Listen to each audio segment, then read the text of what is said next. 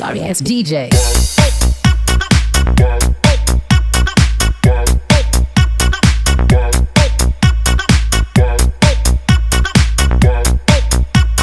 दिन है वो बहुत ज्यादा खास है। खास क्यों?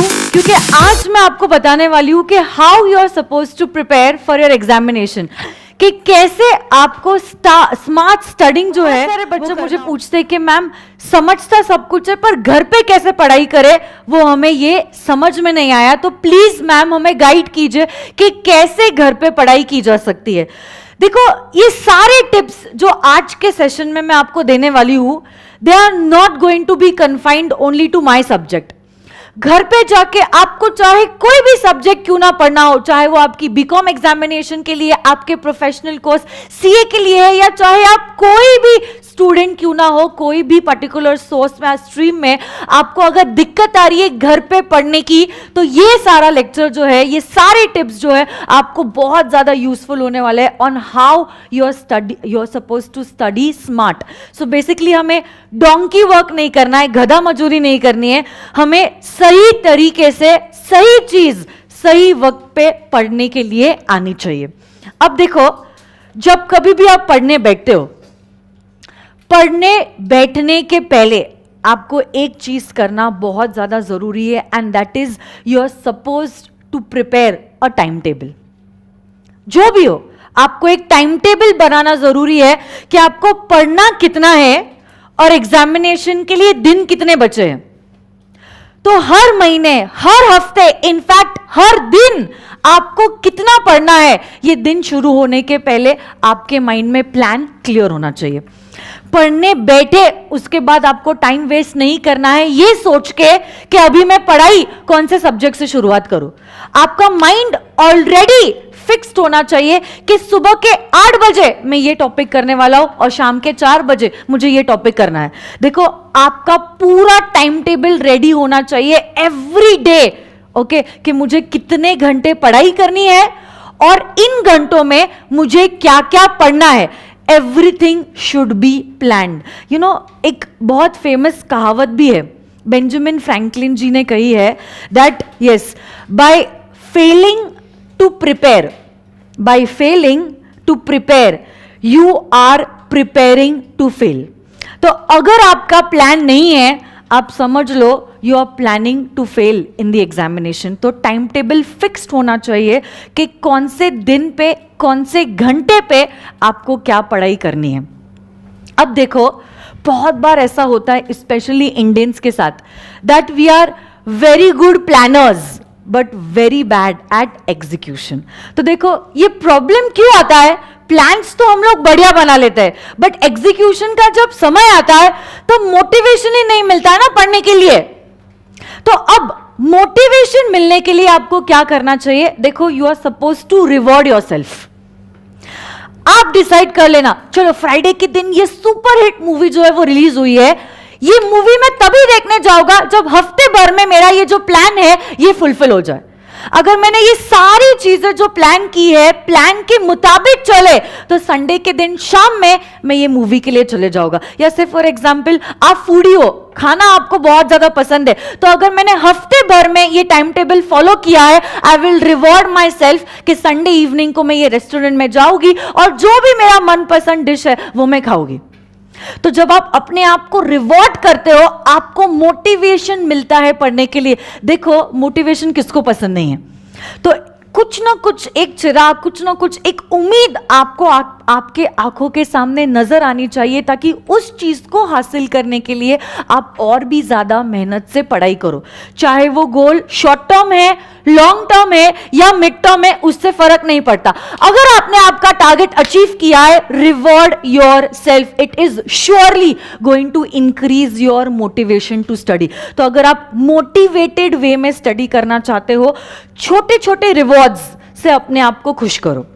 कोई मूवी पसंद है वो देखने जाओ, कुछ डेजर्ट पसंद है वहां पे खाने चले जाओ, और कुछ नहीं तो फिर यूट्यूब पे आपको कुछ सॉन्ग देखना है, कोई मूवी देखनी है वो देख लीजिए, बट जो भी रिवॉर्ड है वो आप अपने आप को जरूर देना, ताकि आप सेल्फ मोटिवेटेड रहो। देखो, मैं तो आपके साथ आपके एग्जामिनेशन तक हूं, मैं तो समय समय पे आपको मोटिवेट करती रहूंगी, बट देखो कोई बाहर वाला मोटिवेट करे, अलग इफेक्ट होता है, और जब आप सेल्फ मोटिवेटेड रहते हो उसका इफेक्ट टोटली अलग होता है, because then you do not need anyone to push you. तो आप जब चाहो अपने आप को एनर्जाइज कर सकते हो, पॉजिटिविटी से फुल हो सकते हो और आप पढ़ाई करने बैठ सकते हो। अब देखो बहुत बच्चों के प्लान्स भी बढ़िया, रिवॉर्ड भी सोच लिया, बट जैसे ही पढ़ने बैठते हैं तो हजारों डिस्ट्रैक्शंस आ जाते हैं ना, और आप लोगों के लिए तो सबसे बड़ा distraction are your mobile phones.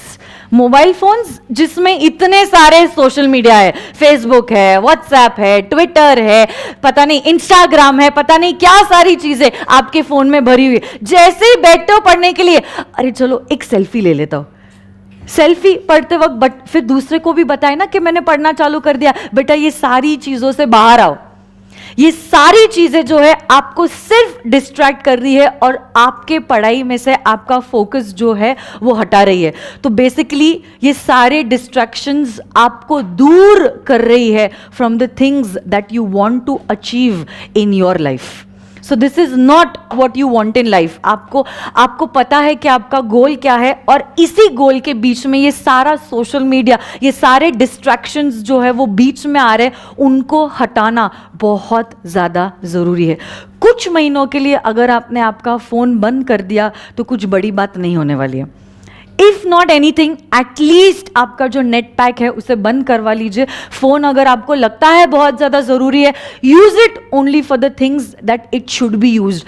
याद देखो, एक चीज याद रखना, फोन आपके कन्वीनियंस के लिए है, दूसरों के कन्वीनियंस के लिए नहीं है। बट प्रॉब्लम यह हो जाता है that the mobile phone is used for the convenience of others. वो तब यूज करना चाहिए आपको जब आपको उसकी जरूरत है, दूसरों को उसकी जरूरत है, इसीलिए उसे यूज नहीं करो। देखो थोड़े समय के लिए अगर आपने मेहनत कर ली, it is going to be an investment for future 3 years। But अगर इन महीनों में आपने पढ़ाई नहीं की, आप समझ लो जिंदगी भर आपको स्लॉग ही करना पड़ेगा। So please my dear friends, put away all your distractions which are pulling you back from what you want to actually achieve in your life। अब देखो पढ़ने बैठ गए, अब बहुत खराब आदत है, पता नहीं क्यों, बेसिकली सिस्टम ही खराब है। जब आप पढ़ने बैठते हो ना, आप पढ़ते हो like you are learning poems. जैसे बचपन में आपको कैसे पोएम्स और राइम्स लर्न कराई जाती थी, बस वैसे ही आपका रटना चालू हो जाता है। According to section 1 of the Indian contract act 1872, section number 1 talks about applicability of the act, this act applies to whole of India except the state of Jammu and Kashmir, blah blah blah blah blah. पूरी चीजें बस learn करने के पीछे चले जाते हो। My dear friends, this is not going to be your approach whenever you are going to study anything। सिर्फ कॉमर्स के स्टूडेंट्स छोड़ो, साइंस के स्टूडेंट्स भी, आर्ट्स के स्टूडेंट्स भी, चाहे आप कोई भी स्ट्रीम के स्टूडेंट क्यों ना हो, my dear friends, you have to fall in love with the subject। सिर्फ लर्न कर दिया और एग्जामिनेशन में वॉमिट कर लिया और खत्म हो गया, ये बात आपको सक्सेसफुल नहीं करने वाली है। This is not the approach towards the subject. ऐसे सब्जेक्ट्स को प्रिपेयर नहीं किया जाता। You know, learn like a child. मेरी खुद की बेटी है जो 2 सालों की है। यू वॉन्ट बिलीव, देखो मैं खुद इतनी बड़ी हूं फिर भी आज भी मैं अपनी 2 साल की बच्ची से बहुत ज्यादा सीखती हूं। अब संडे के दिन ही हम लोग चाय पी रहे थे। अब जब हम लोग चाय पी रहे थे, कप और सॉसर में चाय पी रहे थे, तो पूछती है मम्मी ये क्या है? तो मैंने बोला बेटा चाय है। क्यों? मैंने बोला चाय पीनी है मुझे। आप कप में ही क्यों पी रहे हो, इसमें क्यों नहीं पी रहे हो? तो मैंने बोला इसमें अगर डालूंगी ना तो चाय ठंडी हो जाएगी। तो अब देखो इसके पीछे एक लॉजिक है, एक साइंस है कि कप में रखी हुई चाय और सॉसर में रखी हुई चाय कौन सी जल्दी ठंडी होगी? सॉसर की। क्यों सॉसर की होगी? एरिया ज्यादा है। अब वो मुझे पूछती है क्या मम्मी ये सर्कल शेप का है सॉसर, क्या सर्कल शेप का है? मैंने बोला यस बेटा, अभी शेप सीख रही है, कलर सीख रही है। तो मैंने बोला हाँ बेटा ये सर्कल शेप का है। तो मुझे बोलती है मम्मा ये स्क्वायर क्यों नहीं है? क्यों? आपने कभी सोचा है क्यों आसानी होती है? Exactly, very good my dear friends. देखो सर्कल, आपको टैंजेंट का रूल मालूम है जो आप सब लोगों ने 9th स्टैंडर्ड में पढ़ा है, मालूम है? टैंजेंट जो है वो सर्कल को क्या एक ही पॉइंट पे टच होता है। अब आप इमेजिन कीजिए अगर मेरा सॉसर स्क्वायर होता, क्या मैं ये इस सॉसर से चाय पी सकती थी? थोड़ी पेट में जाती थी, बाकी कपड़ों पे गिर जाती थी। मतलब आप इमेजिन कीजिए एक प्याली चाय में पी रही हूं, उसमें मेरी बेटी ने मुझे 5 सवाल पूछ लिए कि ये ऐसा क्यों है, अगर ऐसा नहीं होता तो क्या, अगर वैसा होता तो क्या। सिमिलरली आपका अप्रोच होने वाला है पढ़ने के लिए कि what if this, what if that, ask questions and then learn the subject. My dear friends, आपको सिर्फ मगिंग अप नहीं करना है। अगर आप मगिंग अप करोगे, it is only going to solve your short term goals, it is not going to fulfil your long term goals. देखो क्यों हो रहा है, कैसे हो रहा है और ये होने से क्या होगा, सारी चीजों को समझने के बाद फिर लर्निंग के प्रोसेस पे जाओ। तो आपको याद है मेरा अप्रोच कैसा था टीचिंग के लिए? मैंने डायरेक्टली सेक्शन 1 पढ़ाना शुरू नहीं किया।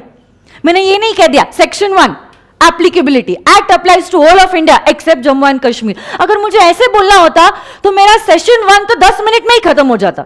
बट आपको याद है मैंने सेशन 1 में सिर्फ एक चीज आपको बताई है कि क्यों whole of India but not the state of Jammu and Kashmir. हमने शुरू किया विथ वाई। समझ में आ रहा है या नहीं? फिर आपको पूरा सेशन याद आया, फिर उसके बाद आप लर्न करो, वो अलग बात है। बट डायरेक्टली लर्न करना या मगिंग अप करना, it is not going to help you out. You have to learn actively, learn like a child.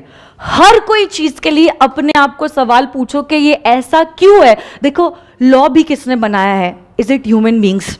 तो अगर ह्यूमन बींग्स ने लॉ को बनाया है, obviously there has to be a logic behind it. Science is full of logics, mathematics it is full of logics, even in fact accounting is full of logics. Every subject that you are going to study is having some or the other reason behind it. तो आपको ये पता होना जरूरी है कि ये ऐसा क्यों किया जा रहा है और इसके करने के पीछे के implications क्या है। When you will fall in love with the subject, automatically you will start gaining interest. In fact फिर हर कोई चीज जो आप दिन भर में करोगे, आपको उसके पीछे एक लॉजिक नजर आएगा। नहीं तो क्या होगा, you will just start walking aimlessly. आपने चलना तो शुरू कर दिया है आपकी जिंदगी में, बट आपको यही नहीं समझ में आ रहा है कि आप चल क्यों रहे हो। देखो जिंदगी में एम होना जरूरी है। पूछ लिया एक शाम मैंने आपको कि बेटा आज सैटरडे नाइट है, कहाँ जा रहे हो? आप कह रहे हो मैम जा रहे हो। हाँ बेटा मालूम है जा रहे हो, कहाँ जा रहे हो? कह दिया ना मैम जा रहे। अरे बेटा कहाँ जा रहे हो क्या आपको पता होना जरूरी है। जब आपको पता होगा where you want to go, you can start walking. आप लोगों को यही नहीं पता है कि हमें जाना कहाँ है, तो ये चीज नहीं होनी चाहिए। Start learning actively. The day you will start learning actively, my dear friends, you will become more effective as compared to the other students. Automatically you will stand out of the box. समझ में आ रही है नहीं बात? तो ये चीज ध्यान रखो। Learn like a child. Don't learn or mug up the sections or the provisions or whatever facts you all are learning. समझ में आ रहा है या नहीं? Learn effectively and be active and then learn. अब देखो एक स्टडी हुआ था और ये स्टडी के हिसाब से एक चीज कंक्लूड हुई थी कि जब कभी भी कोई भी पर्सन पढ़ाई करता है, बस first 25 to 30 minutes are the most effective minutes that he is getting. फिर बाकी का समय बुक्स है, हम हैं और कुछ नहीं है, ऐसी वो चीज़ है। तो बेसिकली जब कभी भी आप पढ़ते हो ना, आप इस तरह से पढ़ना कि 25 to 30 मिनट्स आप पढ़ रहे हो and then take a 5 minutes gap. 5 minutes मतलब स्ट्रिक्टली 5 मिनट्स। हाँ, फिर ऐसा नहीं होना चाहिए 25 मिनट पढ़ाई की और 1 घंटा टाइम पास किया। Okay, it shouldn't be the other way round. 25 minutes पढ़ाई करो।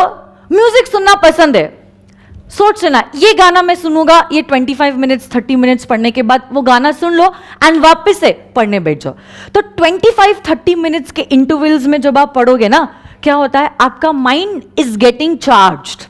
जैसे आपकी मोबाइल की बैटरी जैसे जैसे ड्रेन होने लग जाती है, हावले जैसे बिहेव करने लग जाता है। सिमिलरली आपके साथ भी वही होता है। जैसे जैसे आपकी एनर्जी कम होती जाती है, आपकी capacity to retain gets lower. अब एक हद के बाद आपका माइंड अब्सॉर्ब नहीं करना चाहता है और इंफॉर्मेशन, तो इसीलिए उसको ब्रेक्स देना बहुत ज्यादा जरूरी है ताकि वो वापस से फ्रेश हो जाए और आपका घड़ा खाली रहे, ताकि जितना इनपुट मिले उतना इनपुट वो ले सके, उतना कैलिबर, उतनी कैपेबिलिटी उसमें रहे। तो उसके लिए आपको शॉर्ट इंटरवल्स 5 मिनट्स 2 मिनट्स के ब्रेक्स हर हाफ एन आवर में लेना जरूरी है। ऐसे बिलीव मी आप 12 से 16 घंटे भी दिन भर पढ़ पाओगे।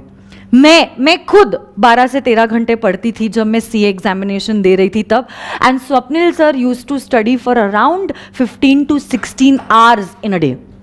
तो 15 and 16 hours in a day कब इफेक्टिव हो गए? तभी इफेक्टिव हो गए जब आप इफेक्टिवली पढ़ो। देखो, सिर्फ लंबे घंटे पढ़ने से आपको मार्क्स नहीं मिलने वाले, ये चीज समझ लो। मैंने देखा है ना, बच्चे 20-20 घंटे भी पढ़ते, बट रिजल्ट क्या है वो भी तो जानना जरूरी है ना। तो देखो, सिर्फ लंबे घंटे पढ़ना is not going to fetch you marks. Your hours though shorter have to be effective in nature. तो इफेक्टिव कैसे होगे? जब शॉर्ट पीरियड्स में आप ब्रेक्स लेते रहोगे तो ऑटोमेटिकली आपका माइंड रिचार्ज होते रहेगा and it will be open to new concepts that you are going to learn later on. Getting it or no my dear friends? Studies, जब आप पढ़ाई करते हो, have a dedicated study area. तो अब ये स्टडी एरिया या तो आपका स्टडी टेबल हो सकता है, या तो personally I used to study on the dining table, okay, because I was more comfortable over there. But जो भी है, ये चीज समझ लो, you should be having a dedicated study area. देखो, we get influenced by our environment, believe it or not, we get influenced by our environment. आप खुद ये चीज आजमा के देख लेना, लाइब्रेरी में चले जाना, ऑटोमेटिकली आपको वो वाइब्स आएगी और वो सीरियसनेस देख के आपको भी लगेगा लोग इतना पढ़ रहे हैं, इतना दुनिया में आगे जा रहे हैं, और मैं क्या कर रहा हूं। जब आप मंदिर में जाओगे ना, आप चाहे कितने भी क्यों ना नेगेटिव हो, आप फील करना, you will feel positive when you go to the temple.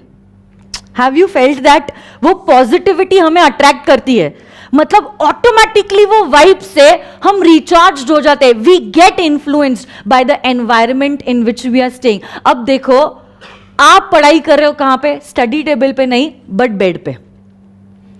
अब बेड मतलब ऐसी जगह जहां पे आप सोते हो। ऑटोमेटिकली जब आप पढ़ना शुरू करोगे ना, पहले तो ऐसे पढ़ोगे एकदम अलर्ट, फिर धीरे धीरे पोजीशन ऐसी, फिर ऐसी, फिर बुक नीचे और सिर नीचे, और आ गई नींद। Why? Because you are accustomed to that environment. आपका माइंड ऑटोमेटिकली आपको फोर्स करेगा सोने के लिए, भले ही आप पिछले रात 12 घंटे क्यों ना सोए हो, फिर भी देखना 1 घंटे के अंदर नींद आ जाएगी। क्यों? क्योंकि आपका माइंड फोर्स कर रहा है। वो एनवायरमेंट ही ऐसा है कि आपका माइंड आपको कॉन्स्टेंटली पीछे से बोल रहा है कि बेटा ये पढ़ने के लिए नहीं, सोने के लिए। बेटा क्या कर रहा है? सो जा। वैसे ही जहां पे आप टीवी देखते हो या जहां पे आप वीडियो गेम्स खेलते हो, उस एनवायरमेंट में it is next to impossible to study.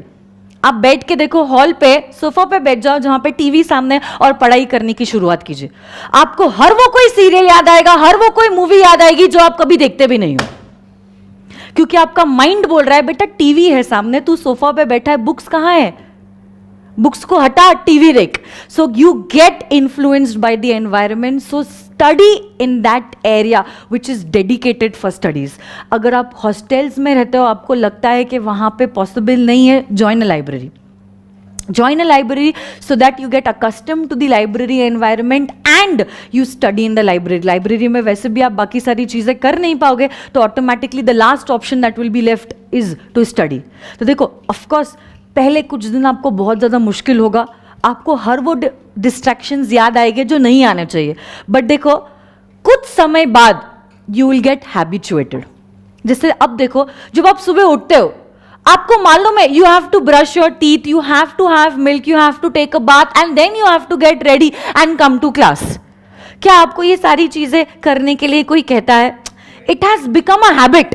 तो आपको पता है कि उठना है, ब्रश करना है। अब देखो, जब आप छोटे बच्चे थे तो ये आपके हैबिट्स नहीं थे, ये हैबिट्स आप में इनकलकेट किए गए थे।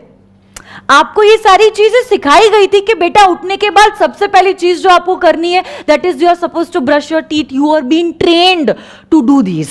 बट देखो, एक बार वो ट्रेनिंग का फेज खत्म हो जाता है ना, आपकी बॉडी ऑटोमेटिकली वो चीज डिमांड करेगी। तो आपकी बॉडी खुद कहेगी, आज ब्रश नहीं किया, मुझे अजीब सा फील हो रहा है, I have to go and I have to brush my teeth. आज I have not taken a bath, anyhow I have to take a bath today, because you get accustomed to that habit. वो अब आपकी जिंदगी का हिस्सा हो जाता है। तो वैसे ही पढ़ाई जो है आपकी जिंदगी का एक हिस्सा बननी चाहिए, ताकि जिस दिन आप पढ़ाई ना करो, वो पढ़ाई के स्लॉट में सपोज आप मूवी देखने चले गए या दोस्तों के साथ बाहर शॉपिंग करने चले गए, you should be feeling guilty from with in. वो हैबिट जब आप में आएगी तब आपको ये गिल्टी कॉन्शियसनेस होगा कि नहीं, आज मैंने पढ़ाई का टाइम जो है वो कुर्बान करके मैंने शॉपिंग कर ली है, अब तो मुझे घर पे जाके डबल पढ़ाई करनी पड़ेगी। ये कब होगा? जब आप अपने आप में ये हैबिट डेवलप करोगे to study in a dedicated place and during a dedicated time. अब देखो, सारी चीज़ें हो गई, आप सिंसियर भी हो, पढ़ने भी बैठ गए, आप पढ़ते भी हो, बट बहुत सारे बच्चों के कंप्लेंट्स आते हैं, मैम चीज़ें याद ही नहीं रहती है। अब पढ़ के भी क्या फ़ायदा जब चीज़ें याद ही नहीं रह रही है? वो क्यों है? क्योंकि आपको सही तरीका पता नहीं है पढ़ने का। देखो, पढ़ने का भी एक सही तरीका होता है। बार बार अगर आप वही चीज रिवाइज करोगे, you are wasting time in revising the same thing. और अगर आपने बहुत ज्यादा समय तक कोई चीज को रिवाइज नहीं किया, आप उन चीजों को भूलना शुरू कर देते हो। Why? Because my dear friends, हमारा माइंड ना चीजों को ज्यादा देर तक याद नहीं रख सकता। ये आपकी या मेरी कमी नहीं है, यह हमारी ब्रेन, ह्यूमन ब्रेन की इनकेपेबिलिटी है, that we can not retain things for a very large period of time. We tend to forget things. तो उसके लिए आपको क्या करना होगा? सही समय पे सही चीज का रिवीजन करना होगा। तो कौन सा है ये टेक्निक टू रिवाइज थिंग्स? देखो, सबसे पहली बार revision should be within the first 24 hours. यही मेथोडोलॉजी मैं भी अपने क्लासेस में यूज करती हूं। अगर आपने 24 आवर्स के अंदर उसी चीज को रिवाइज कर दिया, जो चीज आपने सीखी थी, it gets stored in your permanent mind. फिर उसको हटाना मुश्किल ही नहीं बल्कि नामुमकिन है 24 आवर्स में। तो देखो कैसे करोगे? जैसे आज मैंने कुछ 5 कॉन्सेप्ट्स पढ़े हैं, अब अगले दिन अगले 5 कॉन्सेप्ट्स पढ़ने के पहले 1 मिनट के अंदर मैं देख लूंगी कि कल मैंने 5 कॉन्सेप्ट्स कौन से किए थे। वैसे हर रोज I will study what I studied yesterday first and then I will continue reading the next topics. पहला रिवीजन 24 आवर्स के अंदर, दूसरा रिवीजन 1 हफ्ते के अंदर, विद इन 1 वीक। तो suppose Sunday is your day. Sunday आप कुछ भी नया लर्न मत कीजिए, संडे बस वही रिवाइज कीजिए जो आपने मंडे टू सैटरडे पढ़ाई की है। बस Sunday should only be for revision and last is the third revision which should be within 1 month. तो 1 महीने के अंदर वापस से ये रिविजन होना चाहिए। 24 hours 1 week and 1 month, 24 hours 1 week and 1 month. ये साइकिल अगर आप फॉलो करते जाओगे, बिलीव मी, नवंबर छोड़ो, चाहे 10 साल बाद भी अगर कोई पूछ लेना आपको applicability of Indian contract act 1872, आपको इस सवाल का जवाब देते आना चाहिए। क्यों? क्योंकि आपकी पढ़ाई की टेक्निक जो थी वो सही थी। अब देखो, आप लोग साल भर पढ़ते हो और एग्जामिनेशन एक ही दिन होती है। सो बेसिकली आपका पोर्शन जो है वो पहाड़ जितना है, बट एग्जामिनेशन के 1 दिन पहले का समय चींटी जितना है। सही है नहीं? साल भर करा हुआ कोर्स आपको 1 दिन में रिवाइज करके एग्जामिनेशन के दिन में प्रेजेंट करना है। तो अब साल भर की गई पढ़ाई 1 दिन में कैसे रिवाइज हो सकती है? ऑब्वियसली कोई नहीं कर सकता। इट इज इम्पॉसिबल कि साल भर की गई पढ़ाई मैं 1 दिन पढ़ के एग्जामिनेशन दे दूं। उसके लिए आपको क्या करना होता है? You have to highlight the important points. तो जब कभी भी आप पढ़ते हो, सपोज आप इकोनॉमिक्स पढ़ रहे हो, या स्कूल में आप हिस्ट्री पढ़ रहे हो, ज्योग्राफी पढ़ रहे हो, कोई भी सब्जेक्ट, केमिस्ट्री पढ़ रहे हो, बायो पढ़ रहे हो, कोई भी सब्जेक्ट जब आप पढ़ते हो, what you are suppose to do is you are suppose to highlight the important words. सारे कीवर्ड्स जो है, सारे इंपॉर्टेंट वर्ड्स जो है वो आपको हाईलाइट करने होंगे, ताकि अगले रिवीजन में you are only focusing on the highlighted words. Look, everything is not important. हर कोई चीज जो बुक में दी है, everything is not important. You should be knowing what you are suppose to focus on. आपको समझ में आना चाहिए कि किन चीजों पे आपको फोकस करना है और किन चीजों पे आपको फोकस नहीं करना है, कौन सी चीजें आपको लर्न करनी है और कौन सी चीजें लर्न करना इंपॉर्टेंट नहीं है। You don't have to learn everything that is given in the book. उतना कैलिबर आप में होना चाहिए कि आपको समझ में आ जाए किन चीजों को लर्न करना है, किन पे फोकस करना है और किन पे फोकस नहीं करना है, और जो जो चीजों पे फोकस करना है उनको हाईलाइट करते जाओ, ताकि अगली रिवीजन में you are only focusing on the highlighted points. अगर आपके थ्योरी सब्जेक्ट्स वीकर है, देखो जैसे मैथ्स प्रैक्टिकल पेपर है, इकोनॉमिक्स थ्योरी पेपर है, अब आपकी स्ट्रेंथ प्रैक्टिकल है और आपकी वीकनेस थ्योरी है, तो आप और एक चीज यहां पे कर सकते हो। एक तो थ्योरी जब आप रीड करते हो आप उसको हाईलाइट कर रहे हो, हाईलाइट करने के बाद जब आपने लर्न कर लिया, आप बुक को क्लोज करो और आपकी एक छोटी नोटबुक बनाओ। इस नोटबुक को आप कहोगे book of highlights. In short आपकी खुद की समरी नोट्स। और क्या करो, उस बुक में आप वो सारे हाइलाइटेड पॉइंट्स को रिकलेक्ट करो और लिखो। तो आप जब लिखते हो ना, एक बार लिखना is equivalent to 7 times read करना। It is going to be equivalent to 7 times reading. इसको मतलब ये चीज़ों को लर्न करने का एक तरीका है। याद है बचपन में आपकी टीचर्स क्या करती थी, कुछ स्पेलिंग मिस्टेक है तो क्या बोलती थी, 5 टाइम लिखो, 10 बार लिखो। उसके वजह से तो आज आपके स्पेलिंग्स और ग्रामर इतने स्ट्रांग हुए। अगर टीचर आपको ओरली लर्न करने बोलती ना, तो शायद आप आज भी वो स्पेलिंग मिस्टेक्स करते, but because you are writing it, आपका total attention is only on that word. तो आप क्या कर सकते हो, अगर आपको लगता है कि आपका थ्योरी वीकर है, बहुत बच्चों का होता है, प्रैक्टिकल स्ट्रांग है और थ्योरी वीकनेस है, तो आप हाईलाइट तो करते जाओ टेक्स्ट बुक में। लर्न करने के बाद टेक्स्ट बुक को क्लोज कीजिए और आपकी खुद की समरी नोट्स बनाइए, आपकी खुद की बुक ऑफ हाइलाइट्स बनाइए और उसमें वो सारे जो भी पॉइंट्स आपने लर्न किए हैं ना, वो लिखना शुरू कर दीजिए। फिर एक बार लिख दिया, आप कंपेयर करो कि टेक्स्ट बुक में ये है, मैंने ये लिखा है, ये पॉइंट्स मेरे मिस हो गए हैं, ये पॉइंट्स मैंने गलत लिख दिए, फिर इनको गलत पॉइंट्स को करेक्ट कर देना, जो मिस्ड पॉइंट्स थे उनको आप लिख देना। तो साइमल्टेनियसली आपकी बुक ऑफ हाइलाइट्स, आपकी समरी नोट्स जो है वो भी बनना शुरू हो जाएगी। समझ में आ रहा है या नहीं? और एक लास्ट टिप जो मैं आप लोगों को देना चाहती हूँ वो ये है, you have to work hard consistently. Consistently मतलब ऐसा नहीं है कि आज चलो बहुत बहुत मेहनत कर ली, बहुत पढ़ लिया, कल नहीं पढ़ा तो भी चलेगा। You consistently have to work hard. देखो हो सकता है इस क्लासरूम में you are the smartest kid, I don't challenge that, आप स्मार्टेस्ट हो, but let me tell you one thing, ज़्यादा होशियारी आपको फेल करने वाली है। क्यों? कम होशियार है और ज़्यादा मेहनत कर रहा है, वो आपसे आगे निकल जाएगा। This is my guarantee. कम होशियार बट ज़्यादा मेहनत, वो आपसे आगे निकल जाएगा। तो अब देखो, अगर आपको प्रोफेशनल कोर्सेज क्लियर करने हैं, you have to study hard consistently, otherwise the less smarter kids will overtake you. तो ये चीज़ नहीं होनी चाहिए। ये सारे टिप्स जो मैंने आपको कहे ना, अगर आप कंटिन्यूसली फॉलो करेंगे, I give you guarantee that you will clear in the first attempt. ये सारी चीज़ें आज जो पिछले 10 मिनट में मैंने आपको बताई है, ये सारी चीज़ें खुद मैंने फॉलो की थी as a CA student. So these are basically well tested methods that I am sharing with your. और अगर मैं 21 की एज में CA क्लियर कर सकती हूँ, देन व्हाई नॉट।